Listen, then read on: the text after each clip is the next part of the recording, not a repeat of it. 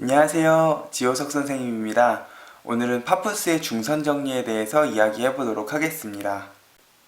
이 파푸스의 중선 정리는 교과서에 증명하는 과정만 정리가 되어 있는 공식 중에 하나인데요.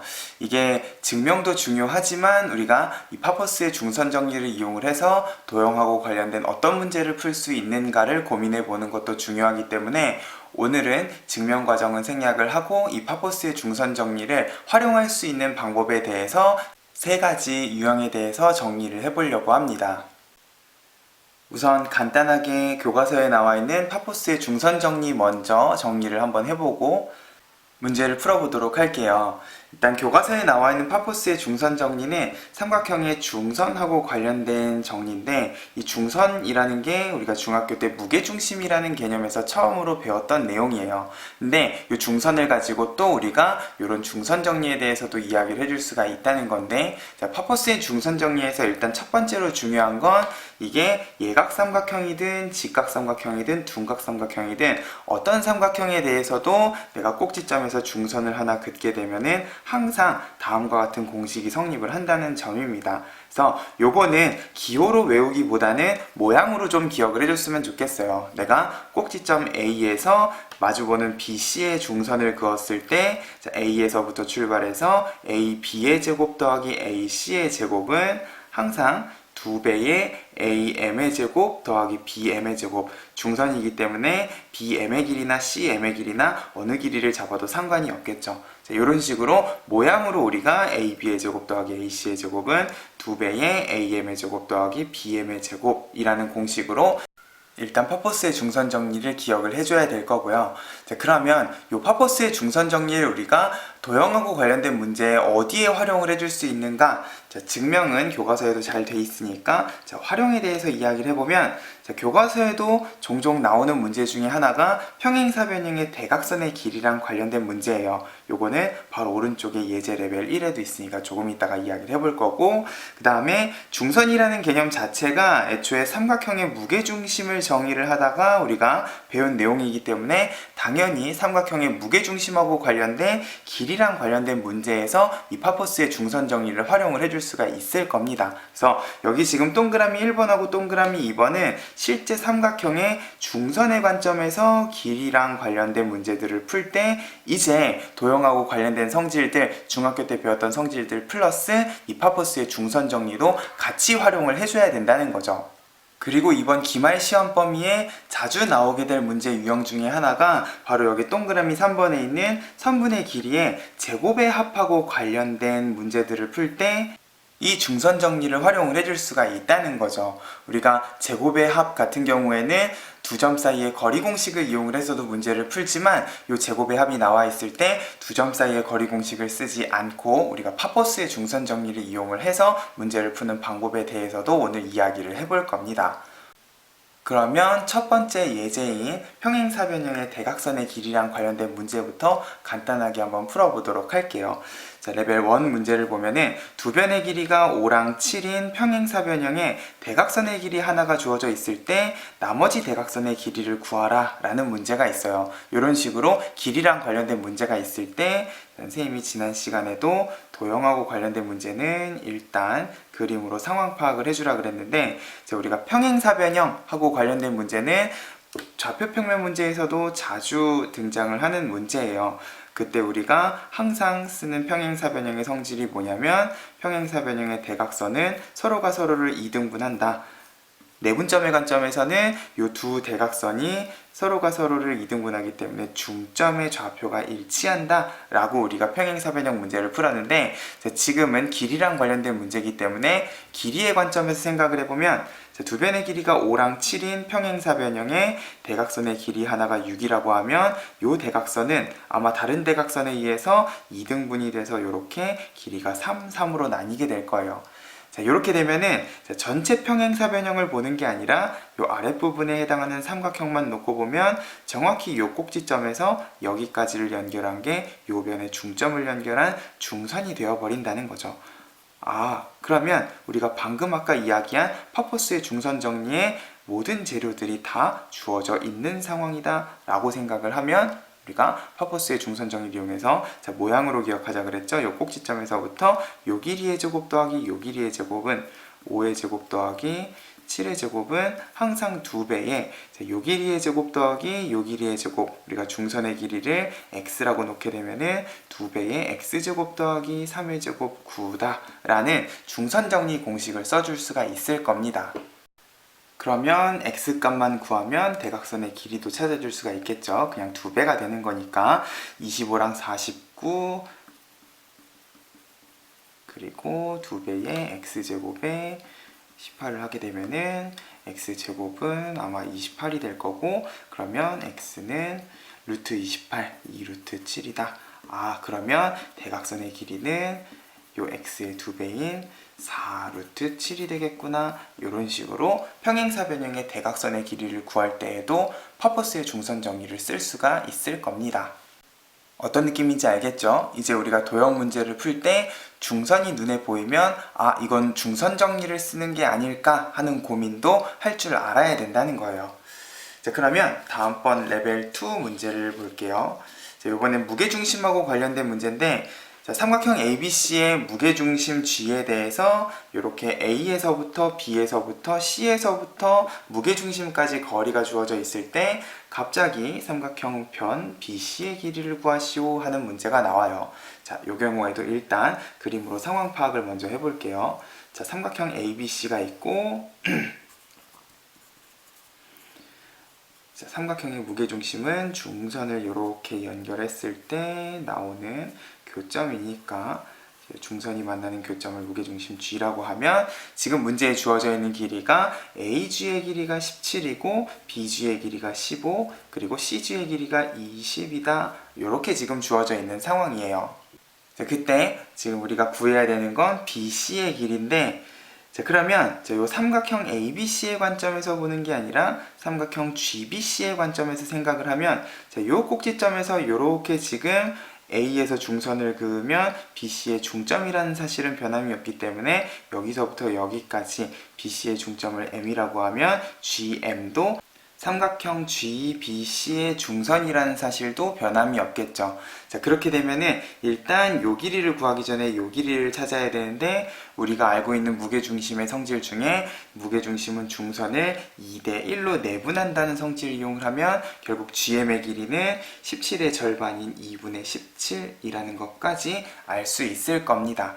자, 그렇게 되면 마찬가지로 BC의 길이 전체가 아니라 내가 BM의 길이만 미지수 X로 놓게 되면 삼각형 GBC에 대해서 이런 중선 정리를 만들어 줄 수 있겠죠. 자, 다시 모양으로 생각을 하면은 G에서부터 B까지 C까지 길이의 제곱 15의 제곱 더하기 20의 제곱은 2배의 2분의 17의 제곱 4분의 17의 제곱 플러스 x제곱이라는 중선 정리 공식을 쓸 수 있을 거예요. 계산이 조금 복잡하기는 한데 15의 제곱은 225, 20의 제곱은 400에 2분의 17의 제곱은 289 해가지고 x제곱에 대해서 정리를 해보면 아마 x제곱은 4분의 961이 나올 거고, 그러면 x는 2분의 961은 31의 제곱이기 때문에 x가 2분의 31, 그러면 결국 BC의 길이는 그거의 2배인 31이 되겠구나 하고, 우리가 꼭지점에서부터 무게중심까지 거리 3개를 이용을 해서 변의 길이도 찾아줄 수 있다라는 사실을 중선 정리를 이용을 해서도 찾아줄 수가 있다는 거죠. 그럼 이렇게 되면은 BC의 길이 뿐만 아니라 마찬가지 방법으로 AB의 길이랑 AC의 길이도 똑같이 중선 정리를 이용을 해서 전부 다 찾아줄 수 있을 겁니다. 이렇게 평행사변형이나 삼각형에서 중선하고 관련된 길이 문제가 나오게 되면 중선 정리를 이용해서 이 길이들을 찾아줄 수 있지 않을까라는 생각을 항상 해줬으면 좋겠고요. 마지막으로 레벨 3에 있는 두 문제를 풀어볼 건데, 사실 이 가로 1번에 있는 문제는 파보스의 중선 정리 유형에서 가지고 온 게 아니라 그냥 두 점 사이 거리 공식을 이용한 최소값 문제 유형에서 뽑아가지고 왔어요. 자, 우리가 보통 움직이는 점 P에 대해서 AP제곱 더하기 BP제곱이라고 하면은 제곱 제곱 더하기 제곱 같은 경우에는 두 점 사이 거리 공식 루트가 제곱이 되면 루트 밖을 빠져나오기 때문에 내가 x축 위에 점 p를 그냥 a, 0이라고 놓으면 그냥 a에 대한 2차 함수의 최소값 문제라고 생각을 하고 보통은 이런 문제를 풀게 됩니다. 근데 이렇게 되면은 a에 대해서 두 점 사이 거리 공식도 쓰고 그걸 정리해서 a에 대한 2차 함수의 최소값이면 표준형을 만들어서 다시 또 최소값을 찾아야 되는 번거로움이 있기 때문에 요거 같은 경우에 우리가 파퍼스의 중선 정리를 이용하면 요 점 p도 알 필요 없이 그리고 2차 함수의 최소값을 찾을 필요도 없이 바로 최소값을 찾아줄 수도 있을 거라는 거죠. 자, 어떤 느낌으로 푸는지 한번 볼게요. 일단 x축이 있고 4,1이랑 마이너스 2,5가 있다고 하면은 자, x축 위를 움직이는 점 p에 대해서 지금 우리가 찾고 싶은 게 ap의 제곱 더하기 bp의 제곱이에요.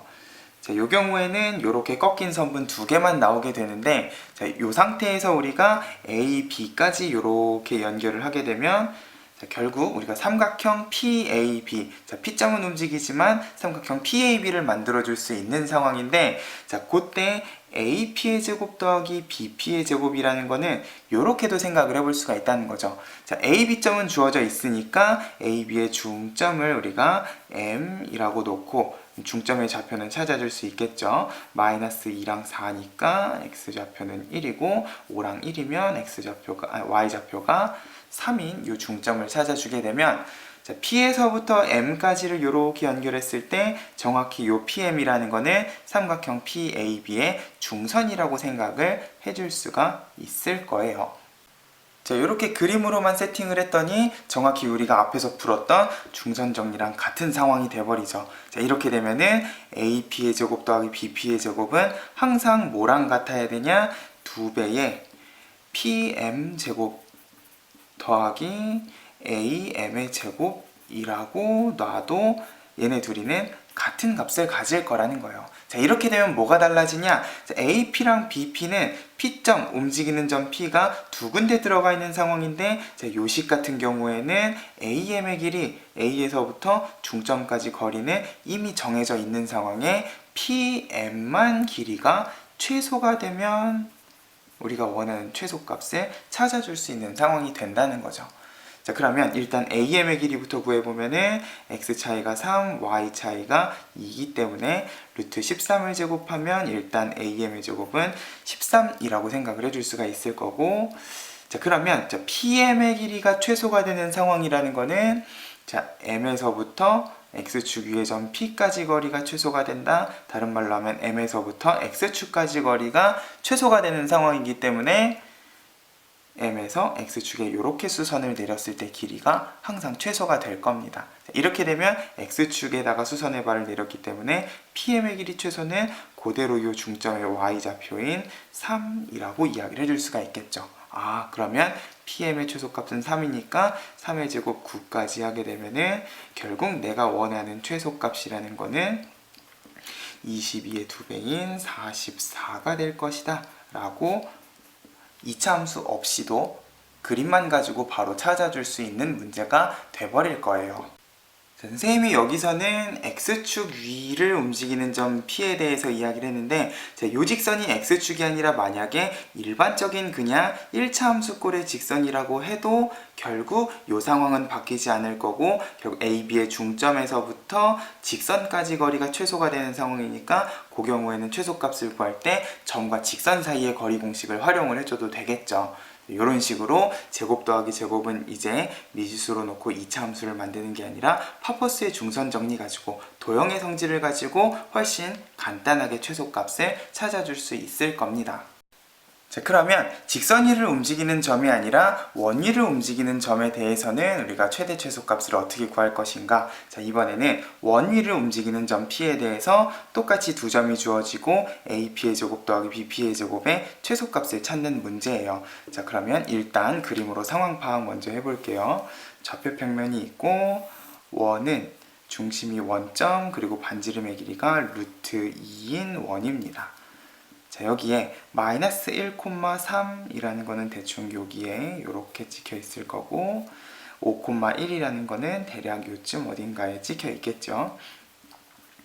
자, 그랬을 때 원위를 빙글빙글 도는 점 P에 대해서 AB제곱 더하기 BP제곱이라고 하면, 자, 원위로 움직이는 점이라도 아까랑 비슷한 그림이 나오게 될 거예요. 그러면 마찬가지로 A, B를 이렇게 연결을 해서 삼각형 APB를 만들게 되면 결국 AP제곱 더하기 BP제곱이라는 건 다시 AB의 중점 M에 대해서, 자, 중점이 마이너스 1이랑 5니까 X좌표는 2, Y좌표도 2. 자, 2,2를 이렇게 연결을 했을 때 항상 2배의 PM제곱 더하기 AM의 제곱이랑 같은 값을 가질 거라는 거죠.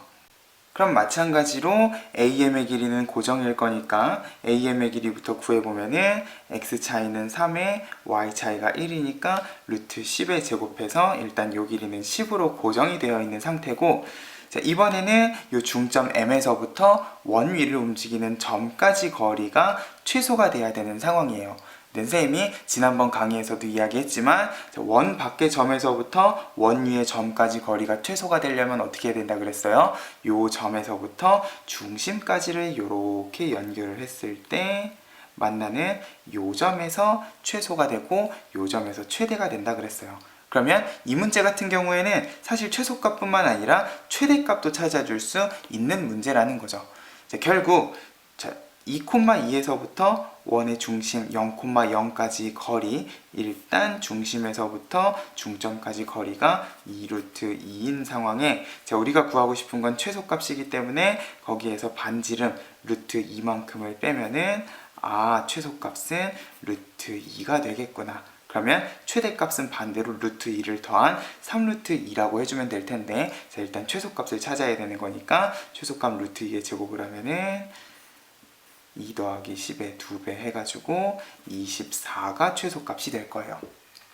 근데 이 문제에서는 자, 그렇게 될 때의 P점의 좌표를 구하여라 그랬는데, 자, 결국 P점의 좌표라는 거는 원점과 중점 2,2를 연결한 요 직선이 원하고 만나는 점이기 때문에 원점하고 2,2면은 결국 직선은 y는 x가 될 것이고 요거랑 원하고 만나는 교점이다 라고 생각을 하면 y는 x이기 때문에 2x제곱은 2해서 x는 플러스 마이너스 1이 될 거고, 자, 여기가 플러스 1이면 여기가 마이너스 1이겠죠. 마이너스 1은 최대가 되는 점이니까 최소가 되는 점은 x가 1이면 y도 1 해서 1,1일 때 최소값 24를 가진다 라고 이야기를 해주면 될 겁니다. 어떤 느낌인지 알겠나요?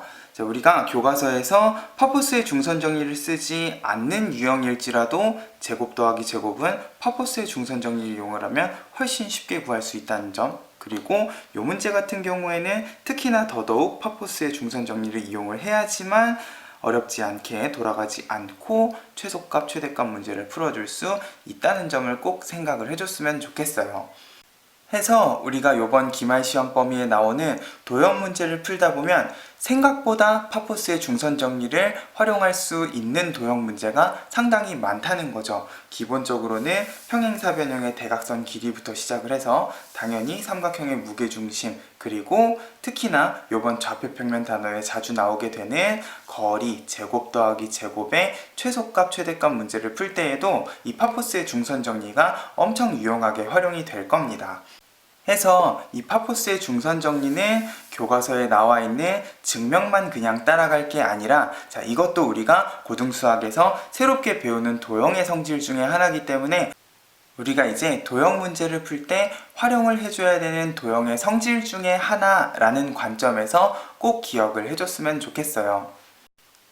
이 파포스의 중선 정리는 1학년 수학 말고도 앞으로 나오게 되는 도형 문제에서 이제 계속해서 우리가 고민을 해줘야 되는 도형의 성질이기 때문에 꼭 기억을 해줬으면 좋겠고, 특히나 이번 기말 시험 범위에 이 파포스의 중선 정리를 활용을 할 수 있는 문제들을 학생들이 찾아보고 이 문제를 혹시나 파포스의 중선 정리를 이용해서 풀면 쉽지 않을까 하고 연습을 하고 기말고사 대비를 해줬으면 좋겠습니다.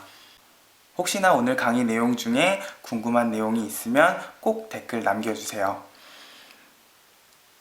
구독과 좋아요 꼭 눌러주시고요. 우리는 또 다음 강의에서 만나도록 하겠습니다. 감사합니다.